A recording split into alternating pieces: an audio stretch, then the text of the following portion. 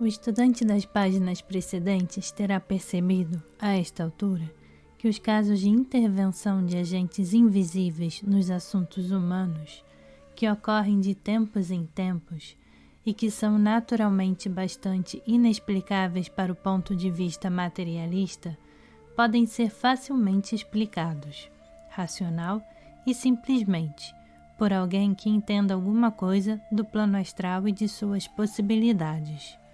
No Oriente, a existência de auxiliares invisíveis sempre foi reconhecida. Mesmo na Europa, tivemos as velhas histórias gregas da interferência dos deuses nos negócios humanos, e a lenda romana de Castor e Pólux guiou a legião da República Nascente na Batalha do Lago de Régilus. Nos tempos medievais, havia muitas histórias de santos que apareciam em momentos críticos e mudavam a sorte em favor das hostes cristãs, tal como São Tiago liderando as tropas espanholas e os anjos da guarda que às vezes salvavam o viajante de sérios perigos e mesmo da morte. Auxílio pode ser dado aos homens por várias classes de habitantes do plano astral. Ele pode vir de espíritos da natureza, de devas, dos fisicamente mortos ou daqueles que, embora ainda fisicamente vivos, podem funcionar livremente no plano astral. Os casos nos quais o auxílio dos homens é dado por espíritos da natureza são poucos. Os espíritos da natureza evitam os redutos do homem, detestando suas emanações, sua azáfama, sua inquietação. Também, a não ser os de ordem mais alta, são geralmente inconsequentes e impensados, mas se parecendo a crianças descuidadas que brincam do que a entidades sérias e responsáveis. Em geral, não se pode confiar neles, para nada que represente firme cooperação nessa classe de trabalho, embora um deles ocasionalmente se torne apegado a um ser humano e lhe preste bons serviços. O trabalho do adepto ou mestre se desenvolve principalmente nos subplanos superiores do plano mental, onde ele pode influenciar a verdadeira individualidade dos homens, e não a mera personalidade, que é tudo quanto pode ser alcançado nos mundos astral e físico. Raramente, contudo, o adepto acha necessário ou desejável trabalhar num plano tão baixo quanto o astral. A mesma consideração pode ser feita a propósito dos devas, sendo que os dessa classe de entidade, que às vezes respondem aos apelos e às súplicas mais altas do homem, trabalham antes no plano mental do que no astral ou físico, e mais frequentemente em períodos entre encarnações do que durante a existência física. Auxílios vêm, às vezes, dos que tiveram morte física recente e ainda permanecem em íntimo contato com os negócios terrenos. O estudante perceberá facilmente, contudo, que o volume de tal auxílio deve ser, na natureza das coisas, excessivamente limitado, porque as pessoas menos egoístas e prestativas são as que menos provavelmente são encontradas depois da morte, detendo-se em integral consciência nos níveis inferiores do plano astral, aos quais a Terra se faz mais acessível. Ademais, para que uma pessoa morta possa influenciar outra que está fisicamente viva, ou esta última deve ser de uma sensitividade fora do comum, ou auxiliar deve possuir um certo conhecimento e habilidade. Tais condições, como é evidente, raramente são encontradas. Segue-se então que presentemente o trabalho de auxílio nos planos mental e astral inferiores está principalmente em mãos dos discípulos dos mestres e de quaisquer outros que tenham evoluído bastante para funcionar conscientemente nesses dois planos. Variada, como é essa classe de trabalho no plano astral, todo ele é dirigido naturalmente para impulsionar a evolução. Ocasionalmente, está vinculado com o desenvolvimento dos reinos inferiores. o elemental, bem como o vegetal e o animal. Desenvolvimento esse que pode ser acelerado sob certas condições. Na verdade, em alguns casos, é apenas através da conexão com o homem ou com o uso do homem que o progresso desses reinos inferiores tem lugar. Assim, por exemplo, um animal pode individualizar-se somente através de certas classes de animais que foram domesticados pelo homem. A mais importante parte do trabalho é se relacionar de forma ou outra com a humanidade, principalmente com o seu desenvolvimento espiritual. Não obstante, algumas vezes também se dá ajuda puramente física. No livro clássico sobre o assunto, Auxiliares Invisíveis, de C.W. Leadbeater, alguns exemplos típicos de intervenção física são dados. Às vezes, um auxiliar invisível, com sua visão mais ampla, pode perceber o perigo que está ameaçando alguém e imprimir a ideia na pessoa ameaçada, ou sobre um amigo que irá ajudá-la. Dessa maneira, naufrágios têm sido às vezes evitados. Em outras ocasiões, o auxiliar pode materializar-se ou ser materializado por um auxiliar mais experiente, de forma suficiente para afastar alguém do perigo, como, por exemplo, tirar uma criança de um edifício em chamas, evitar que alguém tombe num precipício, reconduzir ao lar crianças perdidas e assim por diante. Temos o exemplo de um auxiliar que, encontrando um menino que tombara sobre um rochedo e tivera uma artéria cortada, foi materializado para que pudesse atar uma ligadura e assim deter a hemorragia, que de outra forma teria sido fatal, e ao mesmo tempo outro auxiliar levou à mente da mãe o perigo em que se encontrava o filho, conduzindo-a então ao lugar do acidente. Pode-se perguntar como uma entidade astral se torna consciente de um grito ou de um acidente físico. A resposta é que aquele grito, trazendo em si sentimento ou emoção muito forte, produz efeito sobre o plano astral e dá ali exatamente a mesma ideia que daria no plano físico. No caso de um acidente, o ímpeto de emoção causado pela dor ou pelo medo arde como uma grande luz e não poderia deixar de chamar a atenção de uma entidade astral que estivesse por perto. A fim de levar um corpo astral à necessária materialização, de forma que atos puramente físicos possam ser realizados, um conhecimento do método usado para isso é claramente essencial. Há 3 variedades definidas de materialização. 1. A que é tangível, embora não visível aos olhos físicos comuns. Nas sessões espíritas, esta é a espécie mais comum e é usada para mover pequenos objetos e para a voz direta. Um tipo de matéria é usada, matéria que não pode refletir nem obstruir a luz, mas que sob certas circunstâncias pode ser usada para produzir sons.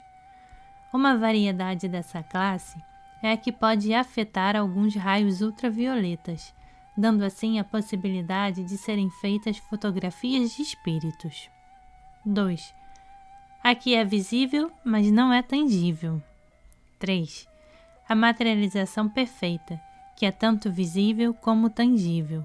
Muitos espíritas estão familiarizados com esses 3 tipos. Tais materializações, conforme aqui estamos considerando, são realizadas por um esforço da vontade. Esse esforço, dirigido para a matéria que se modifica de seu estado natural para outro, estará temporariamente opondo-se à vontade cósmica, por assim dizer. O esforço deve ser mantido todo o tempo, porque se a mente se afastar por meio segundo que seja, a matéria foge e retorna à sua condição original, como o clarão de um relâmpago. Nas sessões espíritas, uma materialização completa é produzida pela utilização de matéria dos corpos físicos e etéricos do médium, e também da dos presentes. Em tais casos, é claro que uma conexão muito íntima se instala entre o médium e o corpo materializado. A significação de tal coisa será considerada mais adiante. No caso do auxiliar treinado, que acha necessário produzir uma materialização temporária, um outro método, bem diferente, é usado. Discípulo algum de um mestre jamais teria permissão para impor tal tensão em corpo alheio, como ocorreria se a matéria desse corpo fosse usada para materialização. Nem realmente tal plano seria necessário. Um método muitíssimo menos perigoso é o de condensar éter circundante ou mesmo doar físico, a quantidade de matéria que seja necessária. Esse trabalho, embora sem dúvida alguma do poder da entidade média que se manifesta numa sessão, não apresenta dificuldade para o estudante de química oculta. Num caso dessa natureza, embora tenhamos a reprodução exata do corpo físico, ele é criado pelo esforço mental e de matéria inteiramente estranha ao corpo. Consequentemente, o fenômeno conhecido como repercussão não poderia ter lugar, como pode acontecer quando uma forma é materializada com matéria retirada do corpo de um médium. Um dano feito a uma forma materializada por um auxiliar através do éter ou do ar não pode afetar mais o corpo físico do auxiliar pela repercussão do que um homem pode ser afetado por um dano feito a uma estátua de mármore que o reproduza. Mas, no plano astral, se alguém for insensato bastante para pensar que um perigo referente ao físico, por exemplo, um objeto que cai, pode lesar alguém, um dano ao corpo físico através de repercussão é possível. O assunto de repercussão é abstruso e difícil, e ainda assim de forma alguma compreendido. A fim de compreendê-lo perfeitamente, é provável que fosse necessário compreender as leis da vibração simpática, não só em um, mas em outros planos. Não há qualquer dúvida quanto ao estupendo poder da vontade sobre a matéria de todos os planos, de forma que só se o poder da vontade for suficientemente forte, na verdade, qualquer resultado pode ser produzido por sua ação direta, sem qualquer conhecimento ou mesmo pensamento por parte da pessoa que exerce a vontade tal como ela é, para fazer seu trabalho. Não há limite para o grau até o qual a vontade pode ser desenvolvida. Esse poder se aplica no caso de materialização, embora seja uma arte que deve ser aprendida como qualquer outra. Um homem mediano no plano astral não seria mais capaz de materializar-se sem ter previamente aprendido como fazê-lo do que o homem mediano deste plano seria capaz de tocar violino sem ter previamente tomado as lições necessárias. Há, contudo, casos excepcionais, quando intensa simpatia e firme deliberação capacitam uma pessoa a efetuar uma materialização temporária, mesmo que não saiba conscientemente como fazê-la. Vale a pena notar que esses raros casos de intervenção física por parte de um auxiliar astral são com frequência realizados em virtude de um vínculo kármico entre o auxiliar e a pessoa auxiliada. Desta forma, velhos serviços são reconhecidos e as bondades recebidas numa vida são pagas numa vida futura, mesmo pelos métodos pouco comuns que descrevemos. Nas grandes catástrofes, quando muitas pessoas são mortas, às vezes é permitido que uma ou duas pessoas sejam milagrosamente salvas, porque acontece que não é de seu karma morrer então. Isto é, elas não devem à lei divina coisa alguma que precise ser paga daquela maneira particular. Muito ocasionalmente, assistência física é dada a seres humanos mesmo por um mestre. C.W. Leadbeater descreve um caso que aconteceu com ele próprio. Caminhando ao longo de uma estrada, ele ouviu subitamente a voz de seu instrutor hindu, que no momento estava fisicamente a 7.000 milhas de distância, gritando: "Salte para trás!". Ele deu um violento salto para a retaguarda exatamente quando o pesado tubo de uma chaminé de metal estourou sobre o pavimento, a menos de 1 metro diante dele. Outro caso notável é registrado a propósito de uma senhora que se viu em sério risco no meio de perigoso motim de rua e que foi subitamente retirada da multidão e colocada, sem qualquer dano, numa travessa da rua que estava vazia. Seu corpo deve ter sido erguido diretamente sobre as casas medianeiras e colocada no pavimento da rua próxima. Provavelmente, um véu de matéria etérica foi atirado sobre ela, durante a passagem, de forma que não fosse visível ao passar pelo ar. Através de uma consulta aos capítulos de A Vida Depois da Morte, temos a evidência de que há um amplo terreno para o trabalho dos auxiliares invisíveis entre as pessoas que morrem. A maioria delas está em condição de completa ignorância quanto à vida depois da morte, e muitas, pelo menos nos países ocidentais, estão também aterrorizadas com a perspectiva do inferno e da danação eterna, e há muito que fazer para esclarecer as pessoas quanto ao seu verdadeiro estado e sobre a natureza do mundo astral no qual se encontram. O trabalho principal feito pelo auxiliar invisível é o de acalmar e confortar os mortos recentes, libertando-os sempre que possível do terrível, embora desnecessário, medo que com tanta frequência os assalta, e não só lhes causa muito sofrimento, como retarda seu progresso para esferas mais altas, bem como capacitando-os, tanto quanto se pode, a compreender o futuro que tem pela frente. Disseram que esse trabalho foi, em períodos remotos, atendido exclusivamente por uma alta classe de entidades não humanas. Mas há algum tempo, os seres humanos que podem funcionar conscientemente no plano astral têm tido o privilégio de dar assistência a essa tarefa de amor. Nos casos em que a reestruturação do corpo astral pelo elemental de desejo teve lugar, um auxiliar astral pode romper essa reestruturação e restaurar o corpo astral em sua condição anterior, de forma que a pessoa morta tome conhecimento de todo o plano astral e não apenas de um de seus subplanos. Outros que têm estado por mais tempo no plano astral podem também receber auxílio sob a forma de explicações e conselhos, enquanto fazem seu curso através dos diferentes estágios. Assim, eles podem ser avisados do perigo e retardamento causados pelas tentativas de se comunicarem com os vivos, por intermédio de um médium, e às vezes, embora isso se dê raramente, uma entidade já atraída para o círculo espírita pode ser guiada para uma vida mais alta e mais saudável. A memória de tal ensinamento não pode naturalmente ser levada direta para a encarnação seguinte, mas sempre permanece o real conhecimento interior e, portanto, uma forte predisposição para aceitar tais ensinamentos imediatamente, quando os ouvirem de novo na nova vida.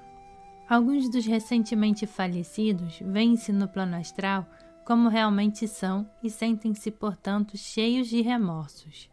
Aqui, o auxiliar pode explicar que o passado é passado, que o único arrependimento que vale a pena é resolver agir melhor para o futuro, e que cada homem deve tomar a si próprio tal como é, e com firmeza trabalhar pelo progresso, levando uma vida mais autêntica no futuro. Outros, por sua vez, sentem-se perturbados pelo desejo de reparação por algum dano que praticaram quando na Terra e querem tranquilizar sua consciência, revelando um segredo que os desacredita e que zelosamente guardaram. Dizer qual é o esconderijo de dinheiro ou papéis importantes e assim por diante. Em alguns casos, é possível para o auxiliar intervir de alguma forma no plano físico e assim satisfazer o morto. Mas na maioria dos casos, o máximo que ele pode fazer é explicar que agora é tarde demais para tentar uma reparação, sendo, portanto, inútil sofrer por esse acontecimento, e persuadi-lo a abandonar seus pensamentos terrenos, que o mantém preso ao chão da terra, e fazer de sua nova vida o melhor que puder. Imensa quantidade de trabalho é também feita para os vivos, levando bons pensamentos nas mentes dos que estão em condições de recebê-los. Seria muitíssimo fácil a um ponto de aparecer incrível para os que não compreendem praticamente o assunto, um auxiliar dominar a mente de um homem mediano e levá-lo a pensar exatamente como o auxiliar entendesse, sem despertar suspeitas de influência externa sobre a mente da pessoa. Tal procedimento, todavia, seria inteiramente inadmissível.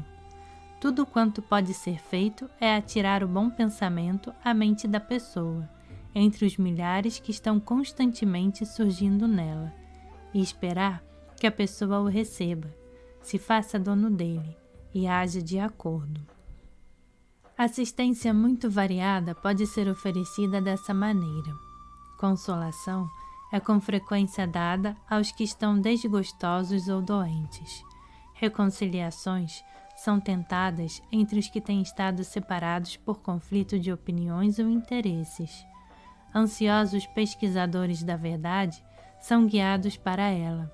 Quase sempre é possível dar solução a algum problema espiritual ou metafísico da mente de alguém que tem pensado ansiosamente nele. Conferencistas podem ser ajudados com sugestões e ilustrações que são materializadas em matéria mais sutil diante de quem fala, ou impressas em seu cérebro. Um auxiliar invisível habitual depressa adquire alguns pacientes que ele visita toda a noite, tal como um médico da terra faz sua ronda habitual entre seus pacientes. Cada trabalhador se torna assim o centro de um pequeno grupo, o líder de uma turma de auxiliares para os quais ele sempre encontra trabalho. No mundo astral, o trabalho pode ser encontrado para qualquer número de trabalhadores e quem quer que o deseja. Homem, mulher, criança pode ser um deles. Um discípulo pode ser, com frequência, empregado como agente naquilo que virtualmente representa a resposta às preces. Embora seja verdade que qualquer desejo espiritual sincero, tal como o que pode ser expresso na oração, é uma força que traz automaticamente algum resultado. Também é um fato que tal esforço espiritual oferece uma oportunidade para a influência dos poderes do bem. Um auxiliar bem-intencionado pode, assim, tornar-se o canal através do qual a energia é transportada. Isso é verdadeiro no que se refere à meditação e amplamente aplicável. Em alguns casos, o auxiliar é tomado como santo, ao qual o suplicante rezou, e há muitas histórias para ilustrar isso. Discípulos que estão preparados para o trabalho são empregados também para sugerir pensamentos verdadeiros e belos a autores, poetas, artistas e músicos. Às vezes, embora mais raramente, é possível avisar pessoas sobre o perigo de alguma atividade a que se estão entregando, sobre seu desenvolvimento moral, afastar a má influência de alguma pessoa ou lugar, ou neutralizar as maquinações dos magos negros. Há tanto trabalho para os auxiliares invisíveis no plano astral que se faz enfático o dever, para o estudante, de preparar-se por todas as maneiras ao seu alcance para assisti-los em sua atuação. O trabalho dos auxiliares invisíveis não seria feito a não ser que houvesse discípulos no estágio em que esse é o melhor trabalho que podem fazer. Assim que passem para além desse estágio e possam fazer trabalho superior, com certeza lhes será dado esse trabalho superior. Devemos ter em mente que, quando o poder e o treinamento são dados a um auxiliar, eles lhe são dados sob restrições. Jamais ele deve usá-los egoisticamente. Jamais deve exibi-los para satisfazer curiosidades. Jamais deve empregá-los para espionar negócios alheios. Jamais dar o que as sessões espíritas chamam testes, isto é, ele nada deve fazer que possa ser provado como fenômeno no mundo físico. Pode levar a mensagem a um morto, mas não pode, a não ser que tenha ordens diretas de seu mestre para isso, levar de volta uma resposta do morto para os vivos. Assim, a turma de auxiliares invisíveis não é o escritório de um detetive, nem um centro astral de informações, mas pretende apenas fazer simples e caladamente o trabalho que lhe é confiado, ou que surge no seu caminho. Um estudante de ocultismo, à proporção que progride, em lugar de dar assistência apenas a indivíduos, aprende a tratar com classes, nações e raças. Conforme adquire os poderes exigidos e o conhecimento, começa a manipular as forças maiores do Akasa e a luz astral, e mostram-lhe como obter o máximo possível de cada influência cíclica favorável. É levado a relacionar-se com os grandes Nirmanakayas e tornar-se um de seus esmóleres, aprendendo como empregar as forças que são o fruto de seu sublime auto-sacrifício. Não há mistério nas qualificações necessárias para quem aspira a ser um auxiliar. Até um certo ponto, elas já foram descritas, mas pode ser útil expô-las ampla e categoricamente. 1. Unidade de propósito, às vezes chamada mente em uma só direção ou concentração. O aspirante deve fazer o trabalho de ajudar terceiros o seu primeiro e principal dever. O trabalho que o mestre lhe destinar deve ser o grande interesse de sua vida. Ademais, é necessário saber discernir, não só entre trabalho útil e inútil, mas também entre as diferentes espécies de trabalho útil. Economia de esforço é a lei primeira do ocultismo, e todo estudante deve devotar-se ao trabalho mais alto que puder realizar. É também essencial que o estudante faça o máximo do que estiver ao seu alcance, no plano físico, para favorecer os mesmos grandes fins de ajuda a seus semelhantes. 2. Autocontrole. Isto compreende controle completo do temperamento, de forma que nada visto ou ouvido possa causar irritação real, porque as consequências de tal irritação seriam mais sérias no plano astral do que no plano físico.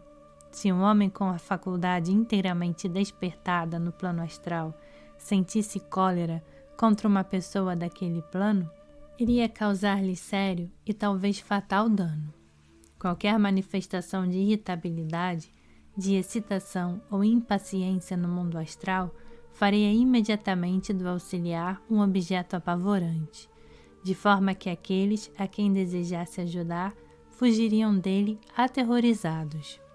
Registrou-se um caso em que o auxiliar invisível se colocou num tal estado de excitação que seu corpo astral cresceu imensamente em tamanho, vibrando violenta e irradiantemente cores flamejantes. A pessoa recentemente falecida, que ele esperava ajudar, ficou horrorizada ao ver aquela esfera enorme, ardente, flamejante, aproximando-se dela. Tomou-a pelo demônio teológico em pessoa e fugiu aterrorizada. Seu terror aumentou ao ver que o suposto auxiliar a perseguia persistentemente. Além disso, o controle nervoso é essencial, de forma que nada do que surja como visão fantástica ou terrível possa abalar a intrepidez do estudante. Como ficou dito antes, para que sejam seguros desse controle dos nervos, para que se tornem adequados para o trabalho a ser feito, é que os candidatos, hoje como nos velhos dias, são sempre levados a passar pelo que chamam testes da terra, da água, do ar e do fogo. O estudante tem de compreender que no corpo astral a rocha mais densa não oferece impedimento à sua liberdade de movimentação, que ele pode saltar impunemente dos mais altos rochedos, mergulhar com absoluta confiança no coração de um vulcão em fúria, ou nos mais profundos abismos dos insondáveis oceanos. Essas coisas devem ser bem compreendidas pelo estudante, para que ele possa agir confiante e instintivamente. É necessário também o controle da mente e do desejo. Da mente, porque sem o poder de concentração seria impossível fazer bom trabalho. Do desejo, porque no mundo astral desejar é, com frequência, ter. E, a não ser que o desejo seja bem controlado, o estudante pode enfrentar criações nascidas de si próprio e das quais se envergonharia profundamente. 3. Calma. Isso significa ausência de aflição e depressão.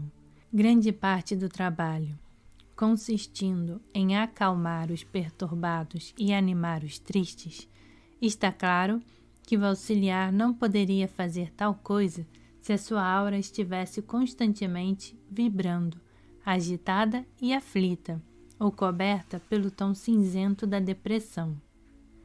A visão otimista de tudo está sempre mais próxima da visão divina, portanto, da verdade, porque só o bom e o belo podem ser permanentes, enquanto o mal, por sua própria natureza, é temporário.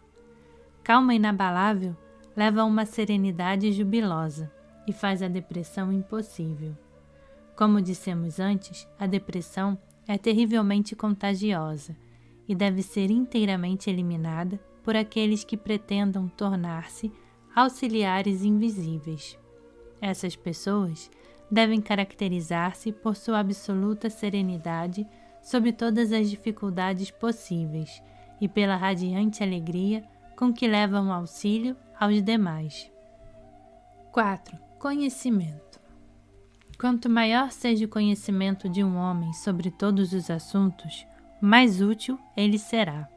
Deve preparar-se, pois pelo estudo cuidadoso de tudo quanto tem sido escrito sobre o plano astral na literatura oculta, porque não pode pretender que outros, cujo tempo já está integralmente tomado, usem um pouco desse tempo para lhe explicar o que ele poderia ter aprendido por si mesmo, no mundo físico, dando-se ao trabalho de ler livros.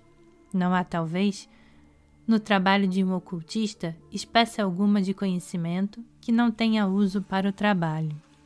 5. Amor.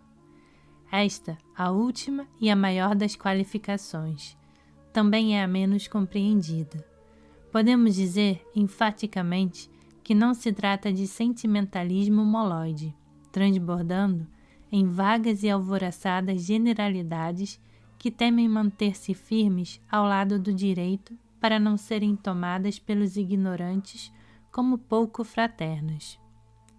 O que se deseja é amor bastante forte para agir sem falar nele próprio. É um intenso desejo de servir, que está sempre alerta para oportunidades de fazê-lo, mesmo que o prefira realizar anonimamente. É o sentimento que sobe do coração de quem compreendeu o grande trabalho do Logos, e desde que o viu, sabe que para ele não pode haver, nos 3 mundos, outra atividade a não ser a de identificar-se com ele até o limite máximo de sua capacidade, mesmo que seja de uma forma humilde, de converter-se num canal minúsculo para aquele estupendo amor de Deus, que, como a paz de Deus, ultrapassa todo o entendimento. Devemos recordar que 2 pessoas no plano astral, para se comunicarem astralmente uma com a outra, precisam ter uma linguagem comum. Portanto, quanto maior número de línguas um auxiliar do plano astral conheça, mais útil ele será. O padrão estabelecido para um auxiliar invisível não é impossível. Ao contrário, pode ser obtido por todos os homens, embora possa tornar-lhes tempo. Todos conhecem algum caso de desgosto ou angústia, seja entre vivos ou entre mortos, isso não importa. Ao prepararmos-nos para dormir, devemos tomar a resolução de fazer o possível, enquanto adormecidos e usando o corpo astral, para ajudar aquela pessoa. Se a lembrança do que foi feito penetra ou não na consciência desperta, é coisa sem importância. Podemos ter certeza de que algo foi conseguido, e algum dia, mais cedo ou mais tarde, teremos a prova de que o sucesso existiu. Com a pessoa que está inteiramente desperta no plano astral, o último pensamento antes de adormecer importa menos, porque ela tem o poder de passar facilmente de um pensamento para outro no mundo astral. Neste caso, o fio geral de seu pensamento é o fator importante, porque tanto durante o dia como durante a noite, sua mente tenderá a movimentar-se da forma acostumada.